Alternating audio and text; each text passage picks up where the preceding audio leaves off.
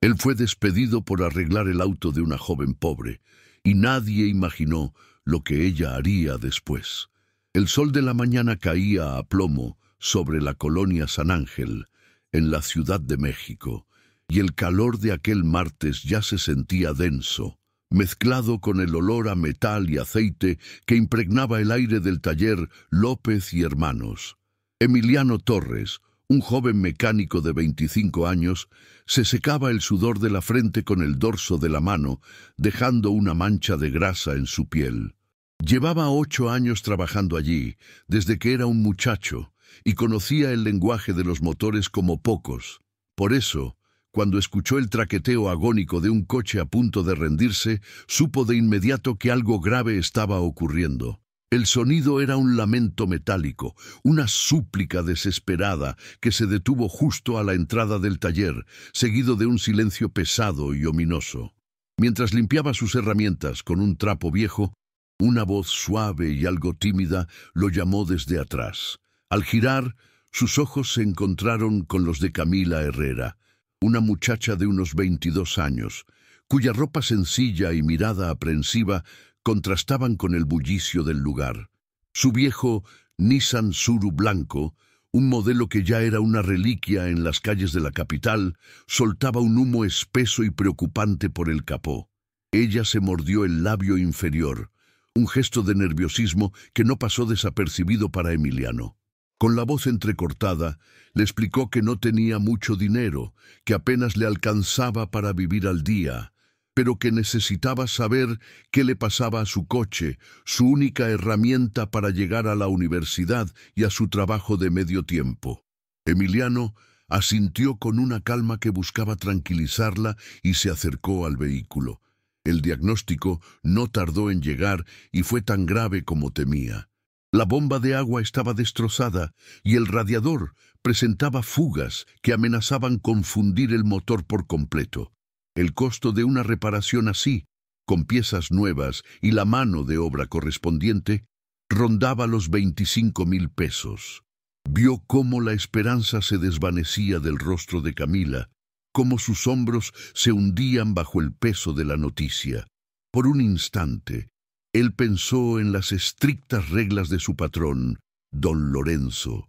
Sacó su cartera para revisar la tarjeta de un proveedor, y su pulgar rozó una fotografía vieja y gastada de sus padres, sonriendo frente a la humilde casa que construyeron con sus propias manos. Aquella imagen era su brújula moral.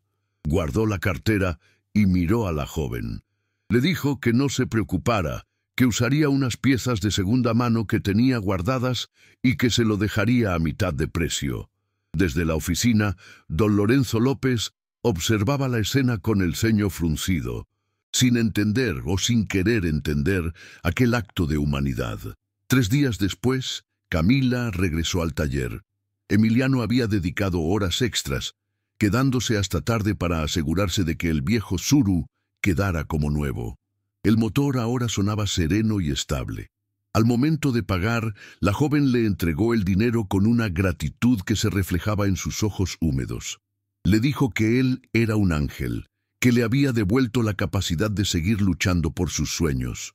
La conversación fluyó con una naturalidad inesperada. Ella le contó que estudiaba psicología en la UNAM y trabajaba en una pequeña cafetería del centro para costear sus estudios. Pero justo en ese instante de conexión, la figura imponente de don Lorenzo irrumpió en la escena, con el rostro enrojecido por la furia. Acusó a Emiliano a gritos, frente a los demás mecánicos y clientes, de estar regalando el trabajo, de no respetar el negocio que le daba de comer. La discusión fue breve pero intensa. Don Lorenzo, un hombre acostumbrado a medir el mundo en cifras y ganancias, no podía concebir que alguien sacrificara un beneficio por ayudar a un desconocido. Emiliano, por su parte, se mantuvo firme, con la dignidad intacta. No levantó la voz, simplemente defendió su decisión con una serenidad que enfureció aún más a su jefe. La sentencia final resonó en todo el taller, fría y cortante. Estaba despedido. Camila, con el rostro pálido por la culpa, Intentó interceder, explicar que todo había sido idea suya, pero Emiliano la detuvo con un gesto suave. La miró a los ojos y pronunció las palabras que cambiarían sus vidas para siempre. No es tu culpa. Prefiero perder el empleo a perder quien soy. Conmovida hasta las lágrimas, ella insistió en darle más dinero, en compensarlo de alguna manera, pero él se negó. Antes de que él se marchara, con su caja de herramientas en una mano y su dignidad en la otra, ella le hizo una propuesta inesperada. Lo invitó a tomar un café en Coyoacán para agradecerle como era debido. Y él, sin nada que perder, aceptó. Historias como la de Emiliano nos recuerdan que la verdadera riqueza no se mide en dinero, sino en la calidad de nuestras decisiones. Si tú también crees en el poder de la bondad y quieres ayudarnos a seguir contando relatos que nos inspiren a ser mejores, te pido de amigo a amigo que te suscribas a nuestro canal. Estamos apenas comenzando este viaje y cada nuevo compañero, cada nueva compañera es el combustible que nos permite mantener viva esta llama. Tu apoyo significa el mundo para nosotros. El sol de la tarde caía tibio sobre las calles empedradas de Coyoacán, pintando de dorado las fachadas coloniales y las jacarandas en flor. Emiliano caminaba junto a Camila, sintiendo el peso de su caja de herramientas en una mano y una extraña ligereza en el pecho. Había perdido su empleo, el único que había conocido desde que era un muchacho, pero la promesa de un café con aquella joven de ojos tristes le parecía un consuelo inesperado. Se sentaron en una pequeña cafetería con mesas de madera y olor a canela, un lugar sencillo que olía a hogar. Mientras ella pedía 2 cafés de olla, él no podía dejar de observarla.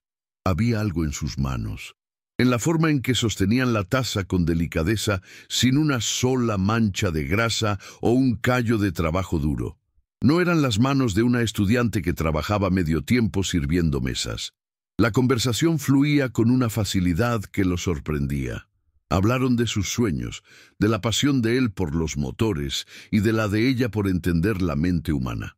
Sin embargo, una corriente subterránea de nerviosismo recorría cada una de sus palabras, como si estuviera interpretando un papel que no le quedaba del todo. Emiliano notaba la contradicción en su acento, pulcro y educado, que chocaba con la ropa sencilla y el coche destartalado que conducía. Era como ver una pieza de un rompecabezas que no encajaba en el cuadro general.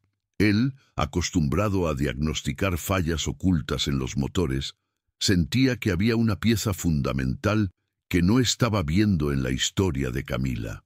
La tristeza en sus ojos era real. Eso lo sabía, pero la causa parecía mucho más profunda que la simple falta de dinero. De repente, el zumbido de un teléfono de última generación rompió la atmósfera tranquila de la cafetería. Camila miró la pantalla y su rostro se transformó.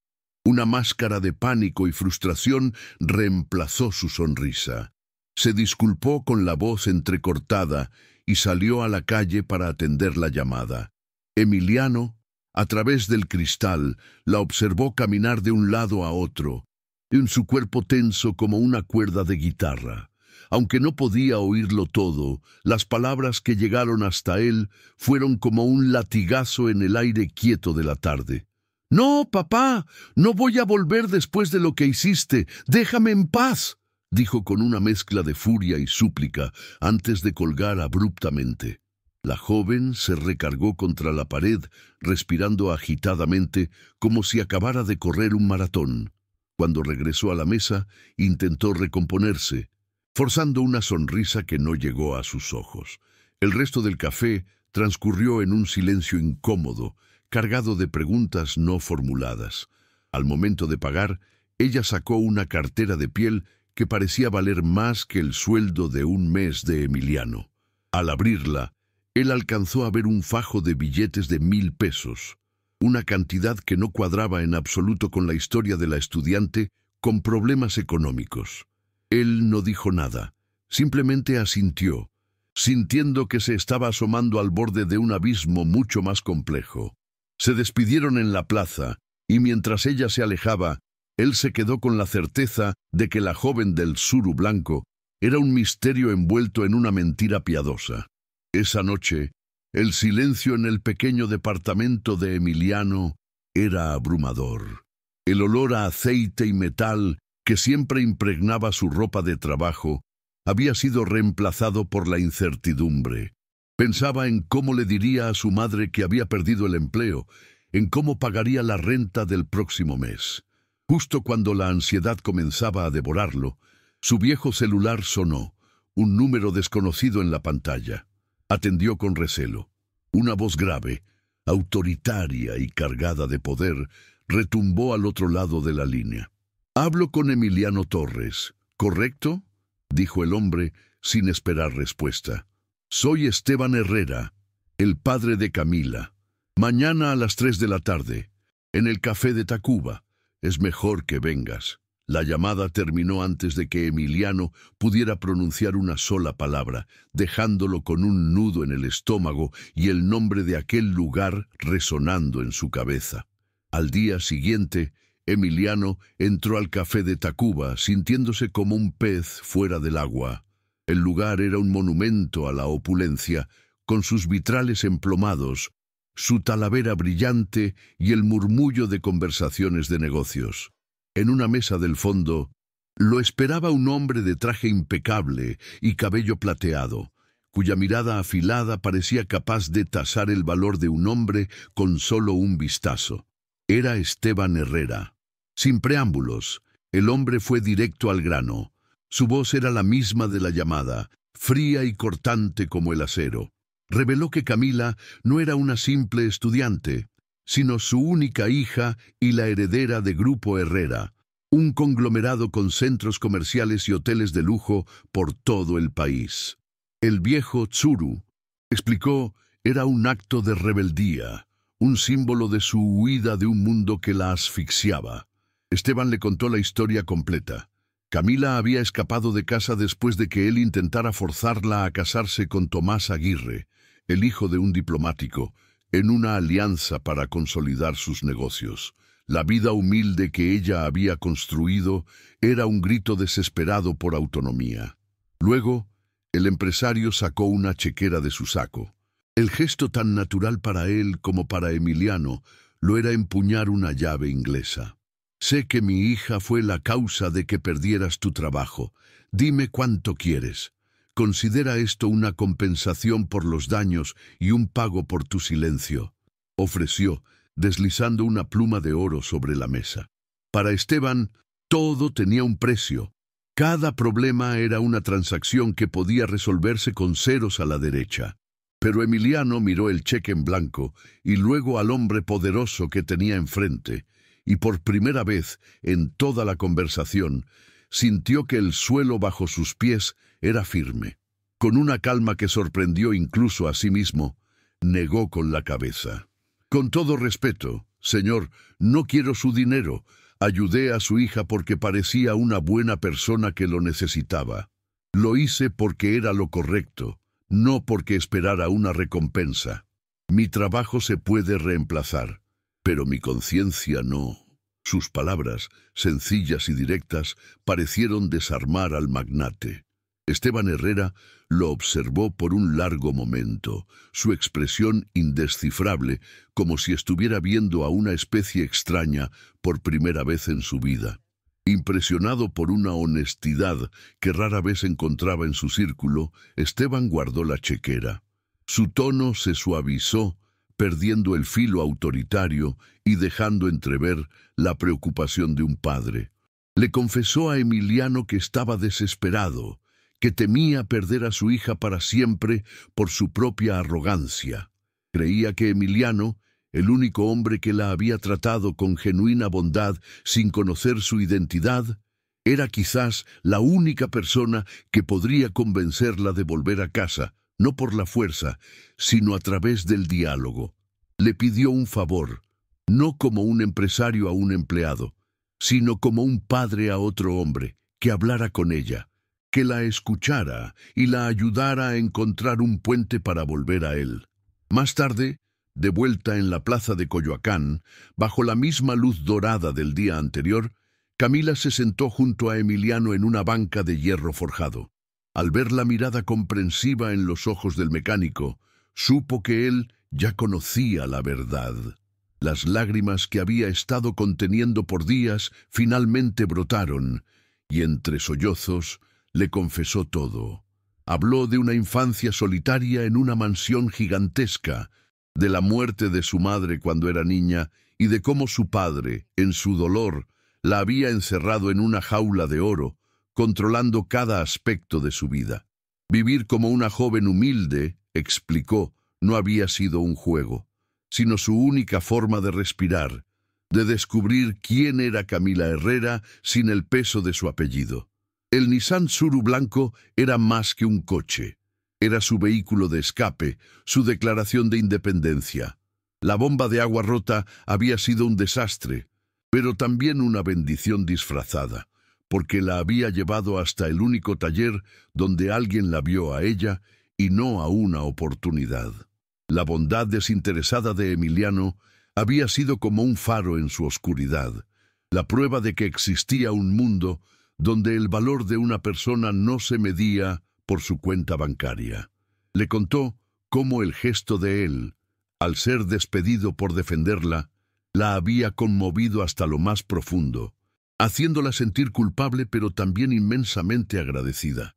Era la primera vez que alguien se arriesgaba por ella sin esperar nada a cambio. Emiliano la escuchó en silencio, absorbiendo cada palabra, cada lágrima. No había rastro de juicio en su rostro, solo una profunda empatía. Cuando ella terminó de hablar, con la voz rota y los ojos hinchados, él no le ofreció soluciones ni consejos. Simplemente tomó una de sus manos, esas manos suaves que tanto lo habían intrigado, y las sostuvo con la misma firmeza con la que sostenía sus herramientas. La mujer que conocí en el taller, la que estaba preocupada por su coche y me agradeció con el corazón, esa mujer es real. No importa si vives en una mansión o en un pequeño departamento, el dinero no cambia quién eres por dentro, Camila, le dijo con una sinceridad que la estremeció. Las palabras de Emiliano fueron el ancla que ella necesitaba. Por primera vez se sintió vista y aceptada por completo, con sus mentiras y sus verdades. Inspirada por su validación, una nueva determinación nació en su interior. Sabía que no podía seguir huyendo. Tenía que enfrentar a su padre, pero esta vez no como una niña rebelde, sino como la mujer en la que se estaba convirtiendo. Miró a Emiliano, sus ojos aún húmedos, pero ahora llenos de una nueva fuerza. Necesito hablar con él, pero no puedo hacerlo sola. Me da miedo volver a esa casa, a esa vida. ¿Vendrías conmigo, Emiliano? No para que pelees mis batallas, sino para que me recuerdes quién soy si empiezo a olvidarlo. Él la miró, viendo más allá de la heredera millonaria. Vio a una joven valiente luchando por su identidad, por su derecho a elegir su propio camino. Vio la misma vulnerabilidad que había visto cuando llegó al taller con el coche humeando. Pero ahora también veía una fuerza que no había notado antes. No era su mundo, no era su pelea, y acompañarla a la mansión de los Herrera en Bosques de las Lomas era entrar en un territorio completamente desconocido y peligroso. Sin embargo, en ese momento, supo que no podía darle la espalda. No después de haber perdido su trabajo por un acto de decencia. Dar marcha atrás ahora sería traicionar ese mismo principio. Asintió lentamente, su decisión firme como una tuerca bien apretada. Iré contigo, Camila. No estás sola en esto.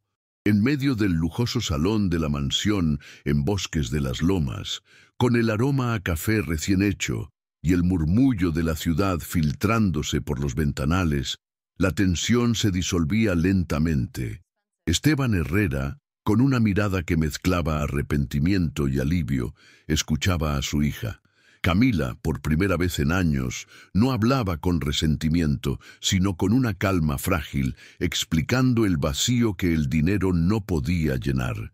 Emiliano permanecía en silencio, sintiéndose un espectador en un mundo que no era el suyo, pero su presencia era un ancla para Camila. Fue en ese preciso instante de tregua emocional cuando el teléfono de Esteban sonó, un tono discreto pero insistente que rompió el momento. El empresario se disculpó con un gesto y contestó, su voz volviéndose profesional y distante, discutiendo sobre la renovación de un local comercial que tenía en renta en la colonia San Ángel. Un taller mecánico, para ser exactos. El ambiente cambió por completo cuando Esteban mencionó el nombre de su arrendatario. Sí, don Lorenzo, entiendo que necesita una respuesta sobre el contrato, dijo, mientras Emiliano levantaba la vista de golpe, sus ojos encontrándose con los de Camila. Un escalofrío recorrió su espalda. Era él, era el mismo don Lorenzo López que lo había despedido sin piedad. Esteban, un hombre acostumbrado a leer cada microexpresión en una sala de juntas, notó el cambio en el joven mecánico. Con una ceja arqueada, activó el altavoz del teléfono, su intuición diciéndole que algo importante estaba a punto de revelarse. La voz quejumbrosa y servil de don Lorenzo llenó la sala, lamentándose de lo difícil que era encontrar buenos trabajadores.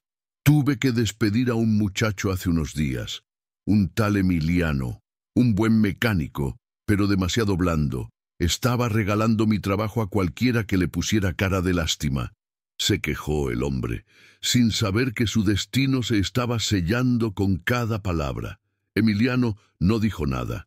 Se mantuvo erguido, con la dignidad intacta, mientras la mentira de su antiguo patrón resonaba en las paredes de aquella mansión. Camila apretó la mano de Emiliano por debajo de la mesa, un gesto de apoyo silencioso y furioso. Esteban Herrera escuchó todo sin interrumpir, su rostro convirtiéndose en una máscara de hielo. Cuando Lorenzo terminó su relato autocompasivo, un silencio pesado se instaló por un par de segundos. Luego, la voz de Esteban cortó el aire, fría y afilada como una navaja. Señor López, creo que hay un malentendido. El joven al que usted acusa de regalar su trabajo está sentado frente a mí, en mi casa, y resulta que la joven a la que él ayudó es mi hija. El silencio del otro lado de la línea fue absoluto. Se podía casi sentir el pánico creciendo. Considere nuestro contrato de arrendamiento terminado. Tiene 24 horas para desalojar mi propiedad. Y sin esperar respuesta, colgó.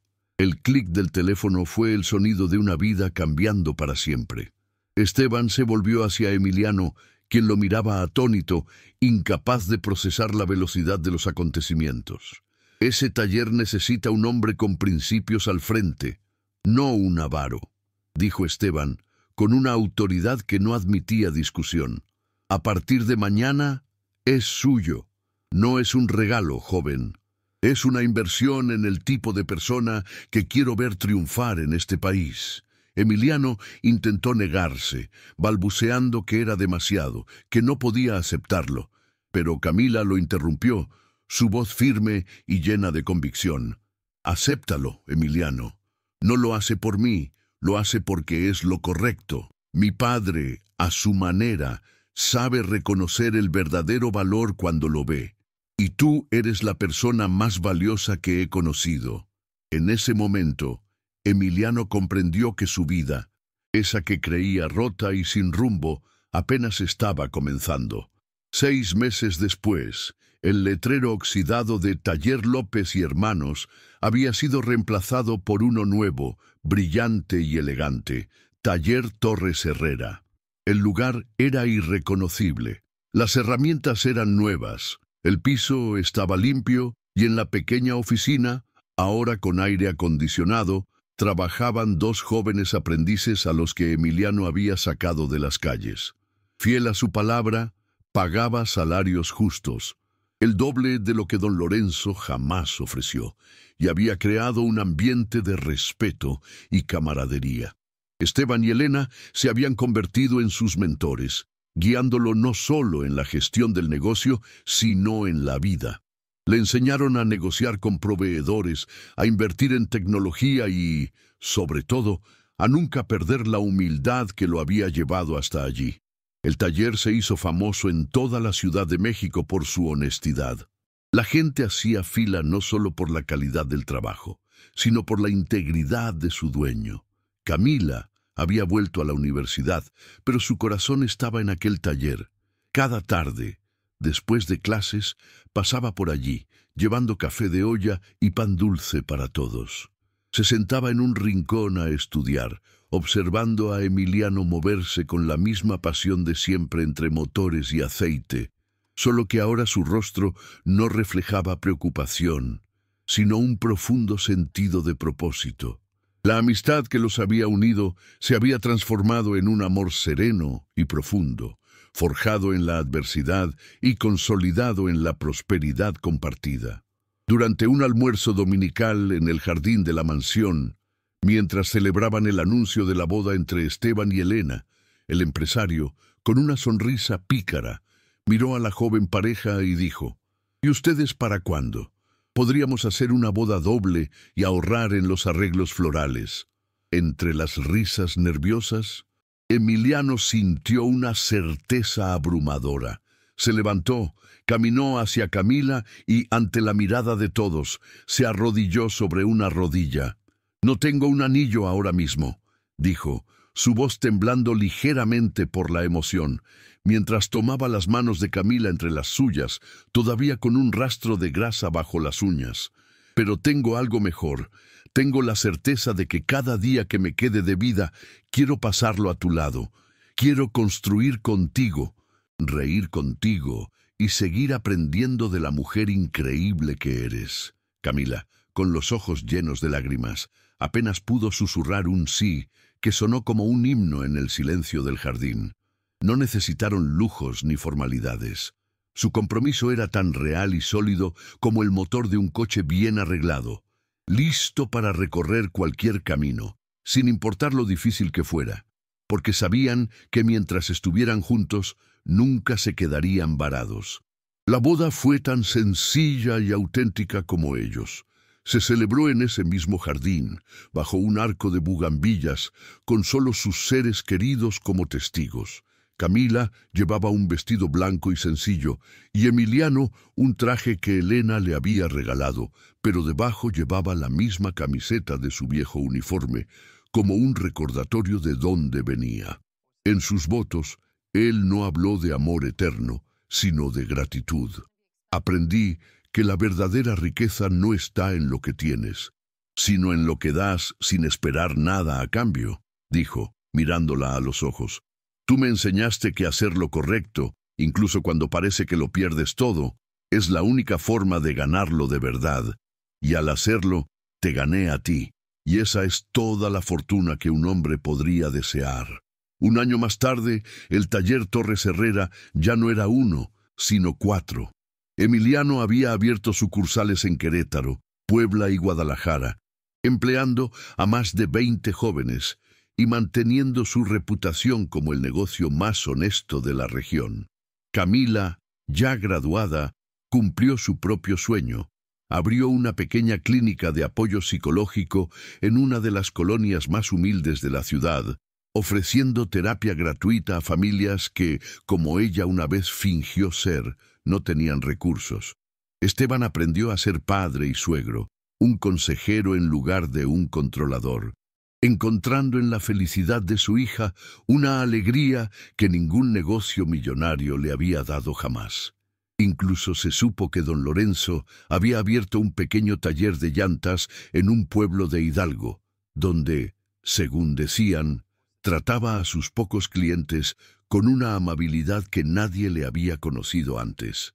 Cada mañana, antes de que el sol terminara de despertar a la Ciudad de México, Emiliano y Camila se sentaban en la modesta cocina de su nuevo hogar, un pequeño departamento cerca de Coyoacán, a compartir una taza de café. Hablaban de sus planes, de los problemas de sus empleados, de los avances de los pacientes de ella. Luego, salían a enfrentar el día, caminando de la mano hacia el taller. porque en el ruido de un motor que fallaba, ambos habían encontrado la melodía de una vida entera, construida no con piezas de lujo, sino con la solidez inquebrantable de la decencia humana. Habían aprendido que, a veces, un despido no es un final, sino la llave que abre la puerta al verdadero destino. Y así, con esa imagen de esperanza y amor verdadero, llegamos al final de este relato. Una historia que nos demuestra que un solo acto de bondad, por pequeño que parezca, tiene el poder de transformar no solo una vida, sino el destino de todos los que nos rodean. La integridad de Emiliano no solo le devolvió la dignidad, sino que construyó un futuro que jamás habría imaginado, recordándonos que la verdadera riqueza no se cuenta en billetes, sino en las decisiones que tomamos cuando nadie nos está mirando, cuando solo nuestro corazón es testigo. Nos encantaría saber desde qué rincón del mundo nos acompañas y, sobre todo, qué parte de esta historia tocó tu corazón. Cada comentario es como una luz que nos permite saber que estamos conectados, que compartimos los mismos anhelos de un mundo más justo y humano. Leer tus palabras nos da la fuerza para seguir buscando estos relatos que nos devuelven la fe en las personas y nos unen como una gran familia que crece día con día, demostrando que somos muchos los que creemos en el bien. Si esta historia te ha conmovido, te pedimos con toda humildad que nos apoyes con un me gusta. Tu suscripción es el motor que nos impulsa, es el abrazo que nos dice que vamos por el camino correcto. Somos un canal que está comenzando y cada nuevo miembro de esta comunidad es un tesoro invaluable. Y si crees que alguien más necesita escuchar este mensaje de esperanza, no dudes en compartir este video. A veces, una historia es todo lo que una persona necesita para seguir adelante. Por último, si sientes en tu corazón el deseo de apoyarnos de una forma especial, un simple gracias en los comentarios es un regalo inmenso para nosotros. Una forma de saber que este tiempo que compartimos ha valido la pena. Gracias por tu tiempo, por tu atención y por formar parte de esta comunidad que apenas empieza a latir. Que la vida te devuelva con creces toda la bondad que entregas al mundo. Nos encontramos con el favor de Dios en la próxima historia.